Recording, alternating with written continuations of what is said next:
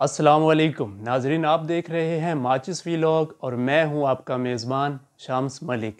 नाजरीन, सरगोदा की तहसील साहिवाल के तहसील हेडक्वार्टर यानी कि सरकारी हस्पताल में आज अपनी नौयत का अजीब वाक़या पेश आया।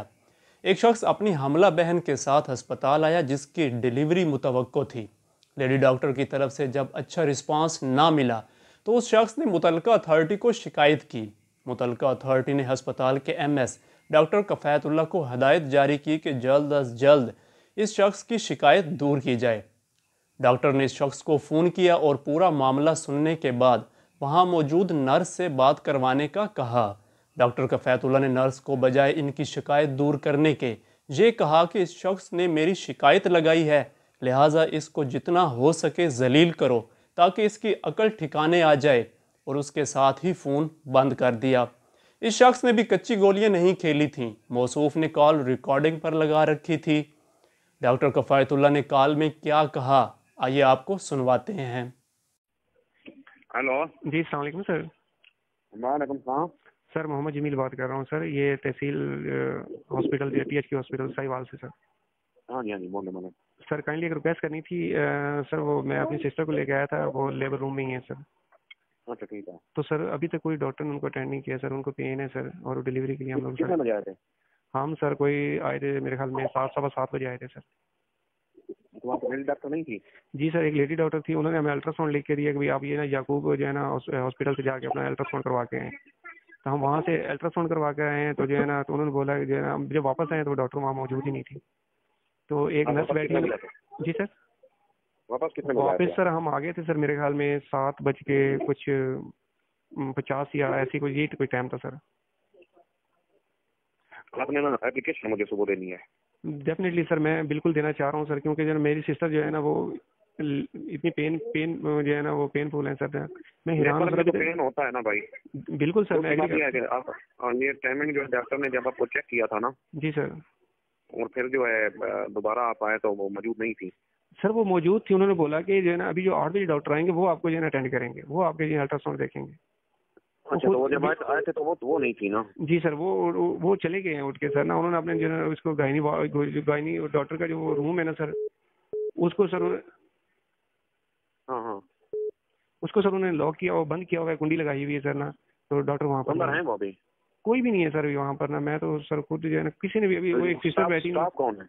स्टाफ कोई भी नहीं है सर, 2 सिस्टरें बैठी हैं नर्सिंग रूम में सर। मेरी बात करो, उनसे मेरी बात करना। सर मैं करवा देता हूँ।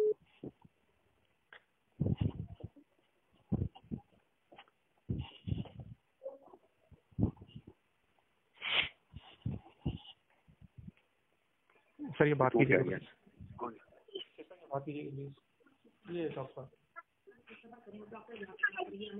वो कह रहे हैं कि कुछ स्टाफ बैठे हैं, यही आपके स्टाफ ही हैं।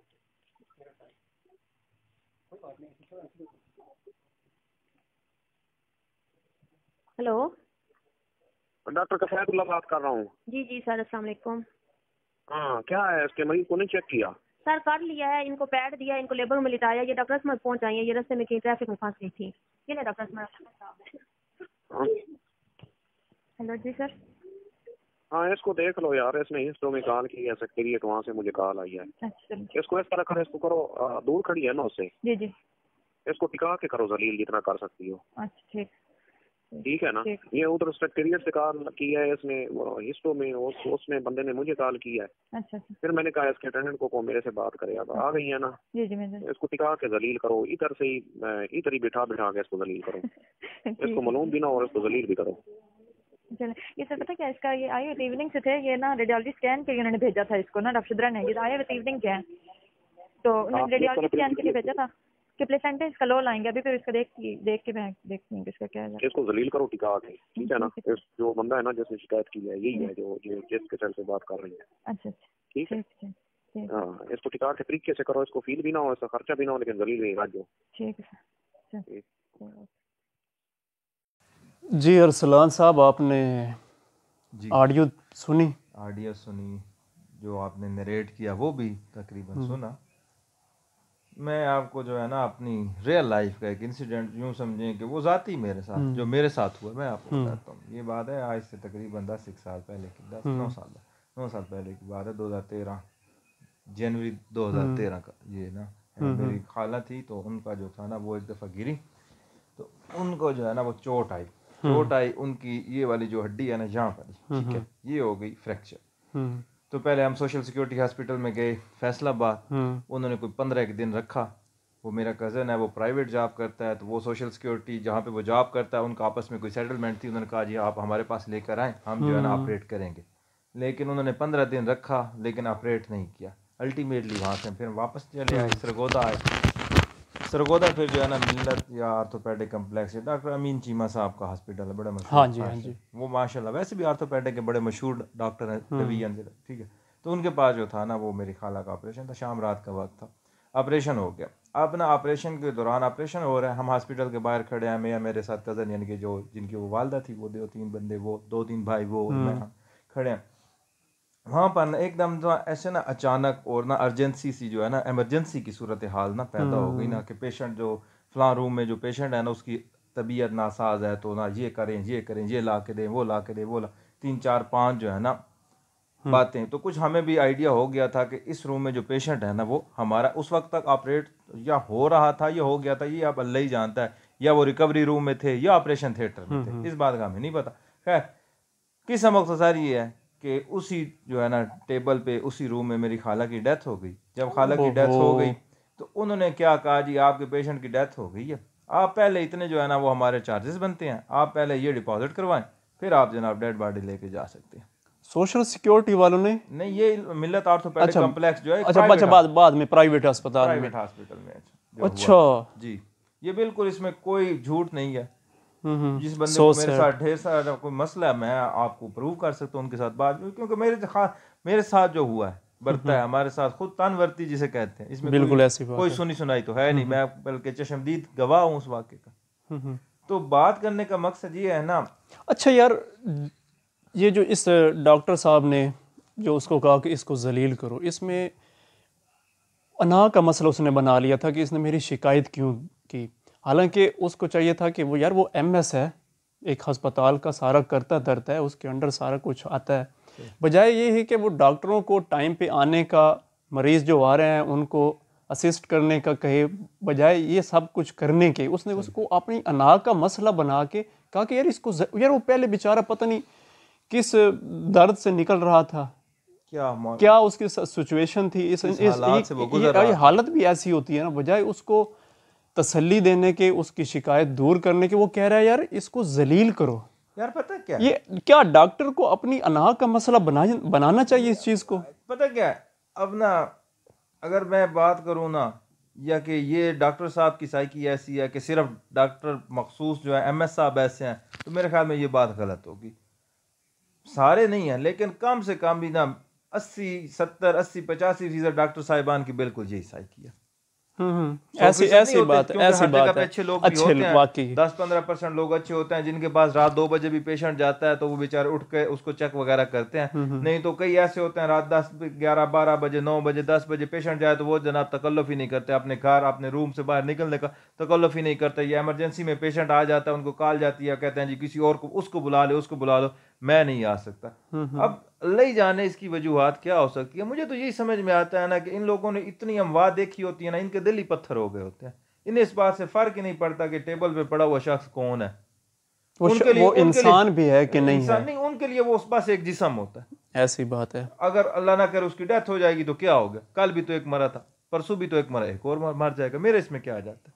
यानी कि एक जो होता है ना, वो क्या कहते हैं, एक जो ना जज्बाती तौर पर या कोई उनसियत, यार वो ना हो यार, जरूरी नहीं है कि सारे तो पेशेंट उनके जानने वाले भी नहीं होते, तो रिश्तेदार भी नहीं होते, लेकिन एक इंसानियत का रिश्ता तो होता है ना, उस बंदे में बेचारे में जान तो होती है ना। उसके साथ जो आए लवाहिकीन आते हैं, पहले वो एक बीमार को लेके आते हैं, टेंशन में होते हैं, उसकी बजाय टेंशन दूर करने के, मुझे तो वो बार बार उसकी वो बात याद आ रही है कि वो अल्फाज मेरे ज़हन में आ रहे हैं कि इसको जलील करो यार। क्या बात यार तू जलील करने के पैसे ले रहा है गवर्नमेंट से, गवर्नमेंट से क्या उसी शख्स के टैक्स के पैसों से तू जलील करने के पैसे ले रहा है। ये डॉक्टर नहीं है यार, ये जलील लोग हैं ऐसे, ये डॉक्टर नहीं होते। अच्छा मजे की बात है, उस बंदे ने आपसे कहा क्या हाँ वो बेचारा अपना हक मांग रहा है, ये भी नहीं कह रहा कि मेरे कोई जो है ना वो एक्स्ट्रा आउट ऑफ वे जाके आप मुझे कोई फेवर दे। हाँ, और वो सर कह के बात कर रहा है उससे, वो आपने रिकॉर्डिंग सुनी है, उसमें वो सर कह रहा है यार, वो आपको इज्जत दे रहा है और आप इतने जलील शख्स हो यार, इतनी कमीनगी है आपके अंदर कि आप उसको जलील करो, हमारे टैक्सों के पैसे से पलने वाले। असल इनका कसूर नहीं है, पता क्या, ये ना भाई ये ज़र्फ की बात होती है, और आजकल के दौर में जो है ना वो एक बड़ा मशहूर जो है ना वो, और अब मैंने सुना है यार, मैं आपकी बात काट रहा हूँ, कि जब उसको गवर्नमेंट ने वहाँ से ना मुअत्तल करने की बजाय तब्दील कर दी, हालांकि चाहिए ये था कि उसको घर भेजे कि तू इस लायक भी नहीं है, और अब वो माफिया मांग रहा है उसे, अब उसको नौकरी के लाले पड़े तो उस शख्स के माफिया मांग रहा है, सुनने में आ रहा है। नहीं, अब माफिया मांगी जा रही है, भाई पहले ही तो इंसानों की तरह उसको ट्रीट कर लेता तो ये नौबत यहाँ तक आती ही ना। ऐसी बात है, उल्टा वो आपका एहसान मान रहा था, सारी जिंदगी ममनून रहता कि मैंने फिर भी कॉल भी करवाई है, उसके बावजूद मेरा काम तो हो गया। और वो बेचारा, मैं ये समझता हूँ कि पूरी जिंदगी उसको एज ए मॉडल पेश करता लोगों के सामने, यार मैंने एक शिकायत लगाई थी लेकिन वो डॉक्टर साहब इतने अच्छे थे कि उन्होंने मेरी शिकायत दूर की। लेकिन यार आपने बड़ा अच्छा किया, बहुत अच्छा किया आपने जो कॉल रिकॉर्डिंग पे लगाई थी, इसका इलाज यही है इन जैसे जलील लोगों का। बिल्कुल यार, वो एक शेर है, मुझे अब थोड़ा सा वो ना भूल गया है, दस्तार के हर तार की तहकीक है लाजिम, हर साहिब दस्तार मुअज़्ज़िज़ नहीं होता। ये बिल्कुल ये जो शेर है ना, बिल्कुल ऐसे ही लोगों के लिए जिनको अल्लाह ताला ने बड़े बड़े ओहदे दे दिए हैं, भाई बंदा अपने ओहदे का ही ख्याल कर लेता है। चलें आप यहाँ फिरौन बन जाते हैं, यहाँ फिरौन बन जाते हैं ओहदे लेके। पता क्या है यार, हमारी बदकिस्मती ये है, ये एक एग्जाम्पल हो गया है ना, लेकिन ऐसे हजारों फिरौन हमारे मुआशरे में जगह जगह बैठे हुए हैं। यार आपने कितनी दफा देखा है मेडिकल स्टोर के बाहर पता क्या लिखा होता है, यहाँ पर जनाब जेवरात और जनाब जायदाद के कागजात और फलां चीजें देकर भी आप दवाइयाँ लेके जा सकते हैं, ना करो जी, लिखा हुआ है। कभी कभी वायरल भी हो जाती है, आपने नहीं देखी, मैंने देखी, कितनी दफा ऐसी तस्वीरें वायरल होती हैं। अच्छा, आप जनाब जेवरात देकर दवाइयाँ लेके जा सकते हैं, आप जायदाद के कागजात लिखवा के दवाइयाँ लेके जा सकते हैं। ये अब कौन सी जो है ना इंसानियत या इस्लाम की खिदमत हो रही है, ये मुआशरे की ये कौन सी खिदमत हो रही है? हमने एक मैसेज देना था अवाम को और इस दुनिया को, पाकिस्तानियों को जो इससे बाहर रहते हैं उनको, कि यहाँ पे आप यूरोप में चले जाएं, कुत्तों के भी हकूक हैं। बिल्कुल ठीक, ऐसी बात है ना, कुत्तों के भी हकूक है, यहाँ पे इंसानों के भी, ये कुत्तों से बदतर इन्होंने इस अवाम को बनाया हुआ है। असल यार हमारा काम ये था यार, मैं आपकी बात बार बार आज टोक रहा हूँ कि इस मैसेज को दुनिया तक पहुंचाना, वो हमने पहुंचा दिया है। अब ऐसी ऐसी बातें ज़हन में आ रही हैं कि ये वीलॉग भी लंबा हो जाएगा और ऐसी सख्त बातें मुंह से निकलेंगी कि मैं नहीं चाहता कि हमारे नाजरीन तक वो इतनी सख्त बातें जाएं। इसको यहीं पे ख़त्म करते हैं। जो डॉक्टर साहिबान सुन रहे हैं, हाँ, ये उनसे इल्तमास है कि खुदा आप थोड़े अपने रवैयों पर नजरसानी करें।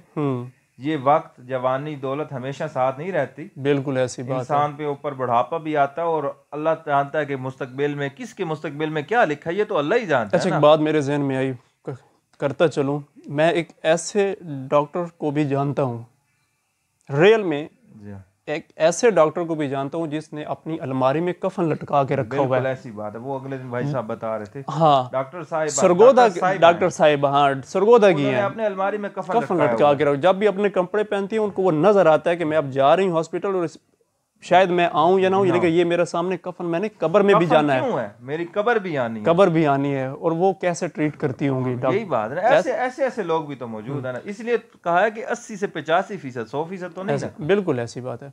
नाज़रीन, अगर आज का वीलॉग आपको पसंद आया हो तो इसको लाजमी सब्सक्राइब कीजिएगा, शेयर भी कीजिएगा, और सलाम मुगल, और मुझे दीजिए इजाज़त। अल्लाह हाफिज़।